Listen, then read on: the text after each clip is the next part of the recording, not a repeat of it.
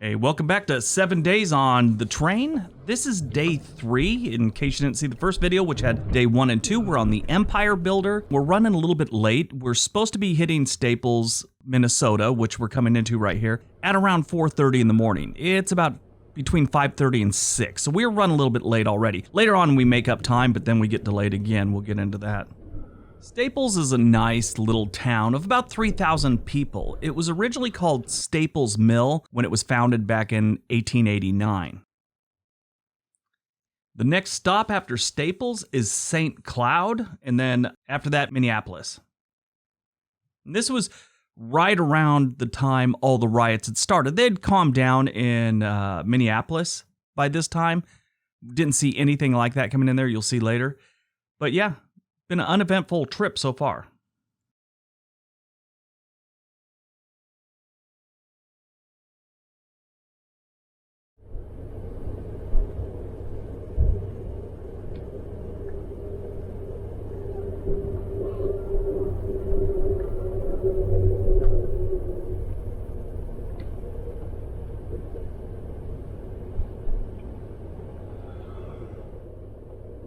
I love Minnesota's nature. I mean, trees everywhere. They've got more than enough wooded areas, open spaces for farming. There's water everywhere in the form of creeks, rivers, ponds, lakes. They say it's the land of 10,000 lakes, but it's more like 11,000. And some people say if you count the smaller, almost pond-sized ones, it's closer to 15,000 lakes.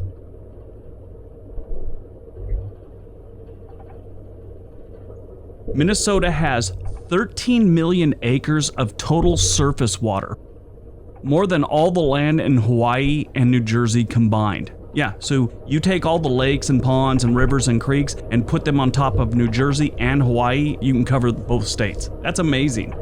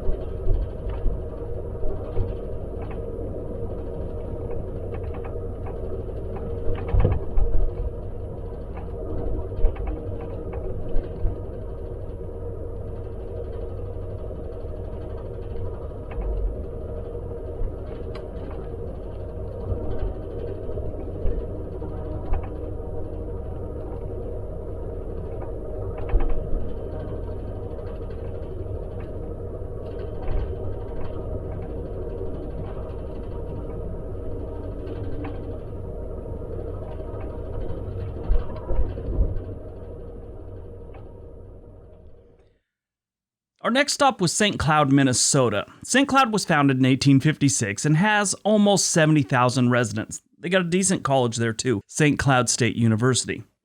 The architecture here is great. Most of Minnesota has a lot of these brick buildings, and they're really nice architecture. St. Cloud is about an hour drive northwest of Minneapolis. Mississippi River runs right through town. A group of Amish people got off in St. Cloud. I talked to some of them in the observation car. They'd asked me a couple questions about where I was going, things like that. And conversation went to, I said I was there for YouTube. And oddly enough, a couple of them knew what YouTube was. They'd heard of YouTube. I don't think they really knew what it was. Anyway, it surprised me. One older gentleman asked me some questions about it. I get the feeling whatever he had heard about YouTube, he was using me to make sure the story he heard was correct. So yeah, I kind of explained it to him. I explained it to him like having a radio station. There's millions and millions of radio stations that anyone can get. You just get to put whatever you want on there. And if a lot of people like your show and they show up, you get paid more. And he understood it then. It made sense. I'd only seen about 5 or 6 of them in the 2 days we'd spent on the train. I just thought there was 3 couples or something like that. And then they got off, there was 15 of them, maybe even more. It was weird. As we were pulling away, I just noticed there's all those hats there. It was strange. Next stop is Minneapolis.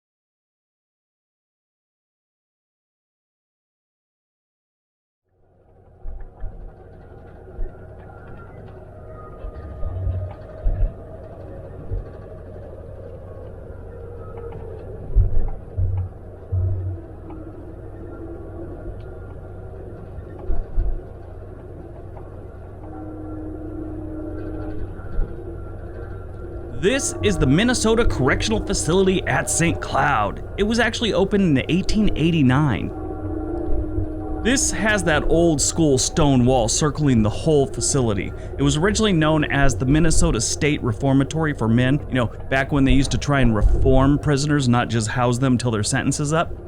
The site was chosen because it had a nearby granite quarry, and they used all the granite for construction. And it was largely built by inmate labor. This is from their website. I've never visited, and I've never been a guest at the prison.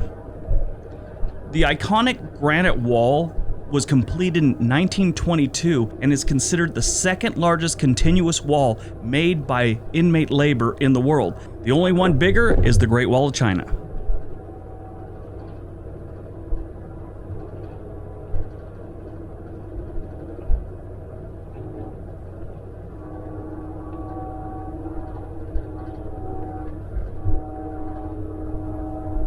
Cable, Minnesota, population 320 people. Yeah, nothing to see here, folks.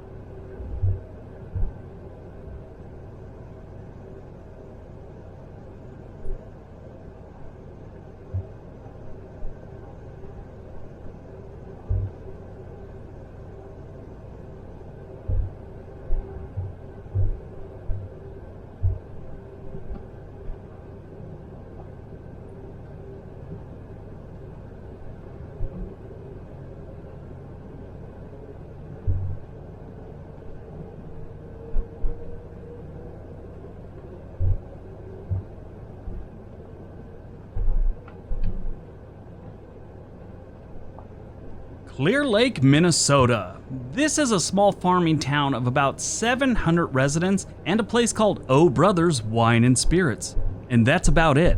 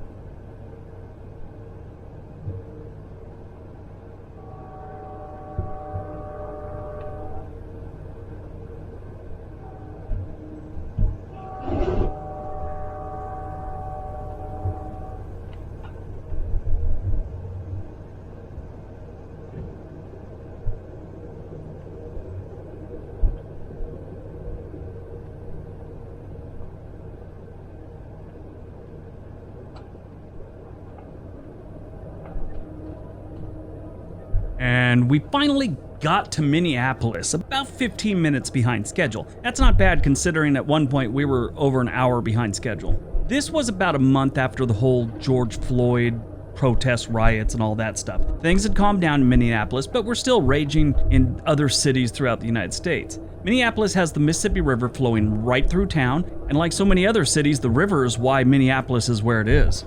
We stayed at the station for about 30 minutes, and then we were on our way. Followed the Mississippi for quite a while after that.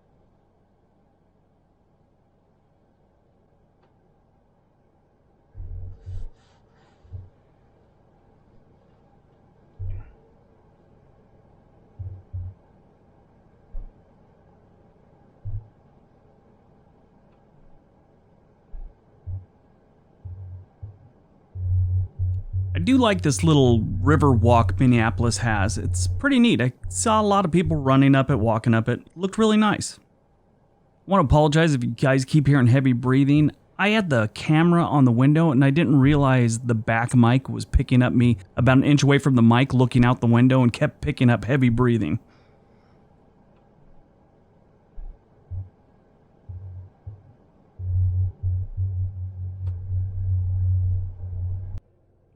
After leaving Minneapolis, you get some great views of the Mississippi River. The train runs along the shoreline for quite a while.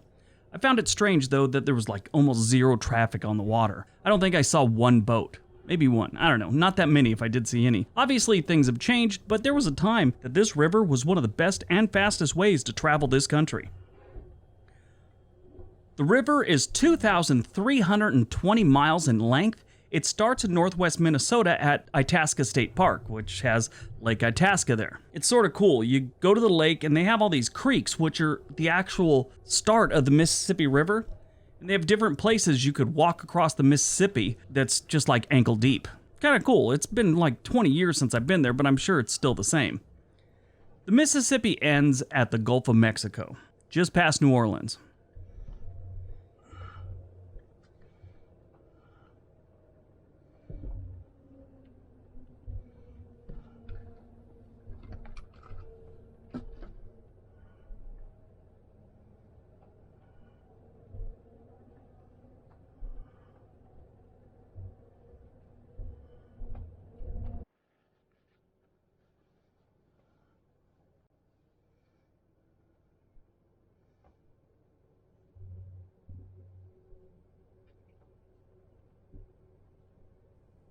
Right here you have like a dam and a lock system. On the other side of this dam, which you could see right here, is a lock. I think there might be two, but lift the boats up as they go down the river. They have these sprinkled throughout the Mississippi now. Well, not now like brand new like they have for decades and decades.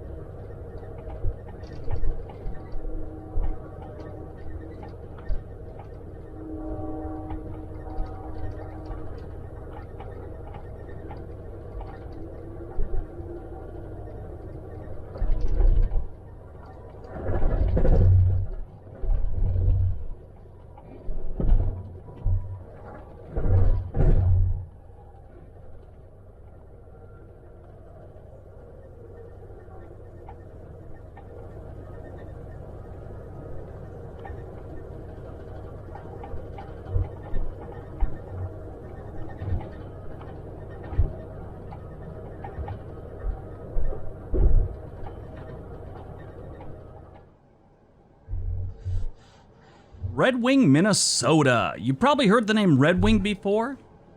They make the boots and the shoes and all that. They also make Rydell skates and Red Wing stoneware.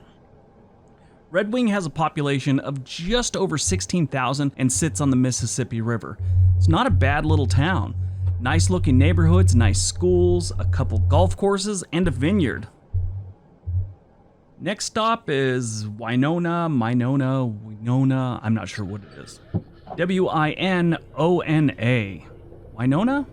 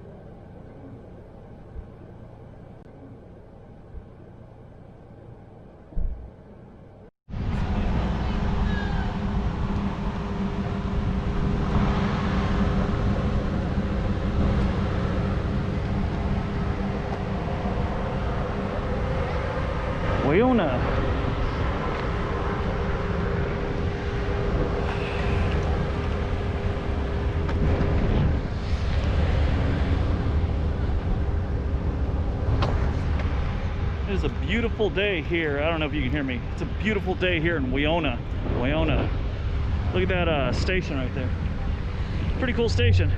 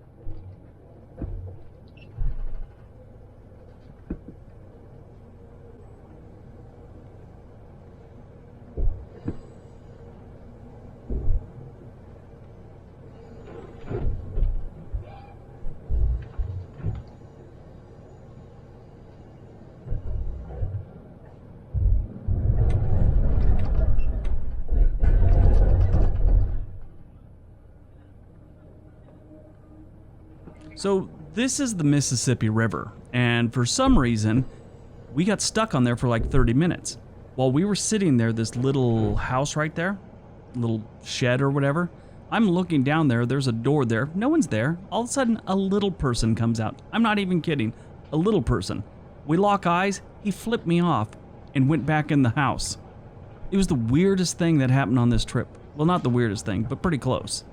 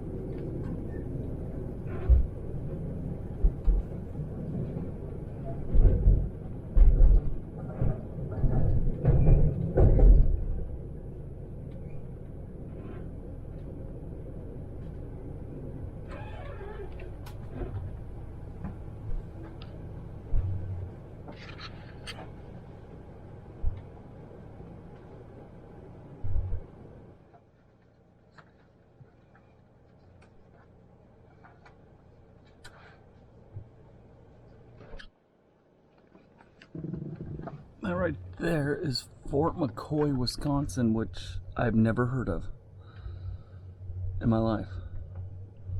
Been to a lot of forts in my day. Never heard of Fort McCoy.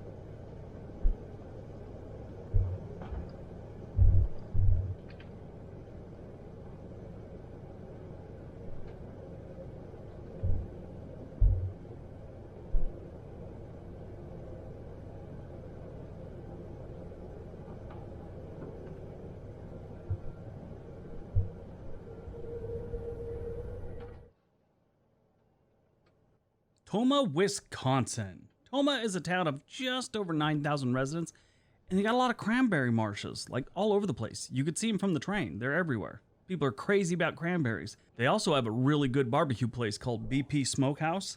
Yeah, a good barbecue place would make me consider settling down in a town, like out in the middle of the sticks. I'll move there if you got good barbecue.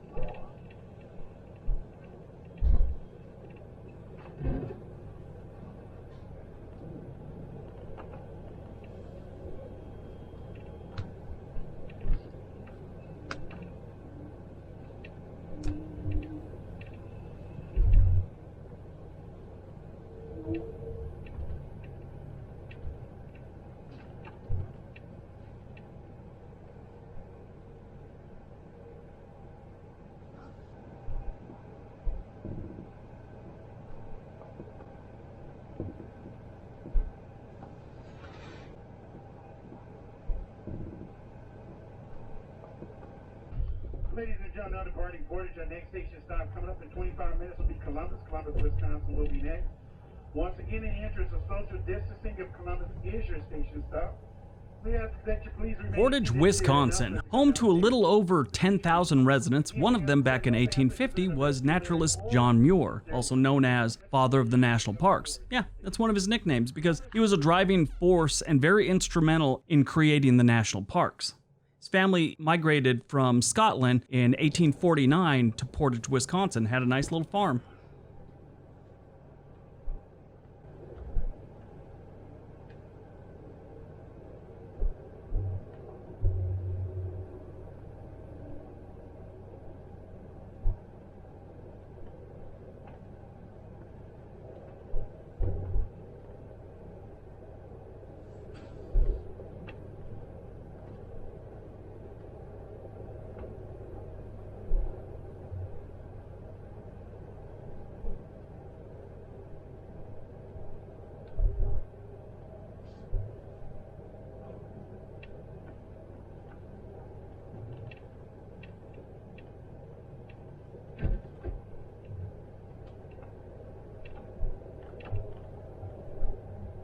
So this is where I quit filming. We had gotten to the point where I felt we had enough Wisconsin footage, and I had planned on starting again when we were coming into Milwaukee. As we pulled in, I was setting up the camera, new batteries, and a fresh SD card. I was a little bit late. We were already in the city and close to downtown, so I figured I'd get it ready for leaving Milwaukee. Out of nowhere, the train came to a serious stop. We apparently had hit a young man on a bike. He didn't see the second train, which was us. I guess one train was going by, and as the tail end passed him, he just started riding, and we were coming the other direction, and I imagine we just clipped him. Because most people don't survive being hit by a train. His name is Davey Murray, and last I heard, a couple weeks back, he was still in the hospital. They have a GoFundMe set up for his family, and I'll leave a link down below if you're interested and can or would like to. After that, I lost all interest in doing my job. We made it into Chicago like 3 hours late, around 7 p.m. I was on the next train to Los Angeles the next day at noon.